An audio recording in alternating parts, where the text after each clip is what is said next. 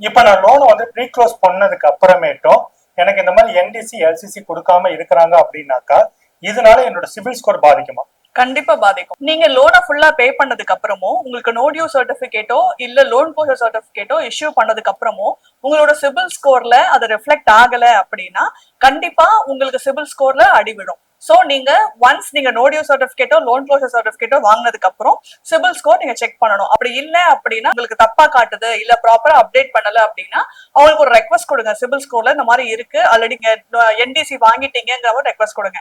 உங்களுக்கு அப்பவும் சிபில் ஸ்கோர்ல கரெக்ட் ஆகல அப்படின்னா நீங்க அவங்க மேல கேஸ் ஃபைல் பண்ண முடியும் for correction of CIBIL score. 2016ல ஐசிஐசிஐ பேங்க் வர்சஸ் ராமச்சந்திரன் அப்படிங்கிற கேஸ்ல ஒன்ஸ் லோனை ரீபே பண்ணதுக்கு அப்புறமும் பேங்க் ப்ராப்பரா சிபில் ஸ்கோர் அப்டேட் பண்ணல அப்படின்னா அந்த கன்சர்ன்ட் பர்சனுக்கு சிபில் ஸ்கோரை கரெக்ட் பண்றதுக்கும் அவருக்கான மென்டல் அகானிக்காக காம்பன்சேஷன் அவருக்கு கிளைம் பண்றதுக்கும் ரைட்ஸ் இருக்கு அப்படின்னு கோர்ட் சொல்லி இருக்கு.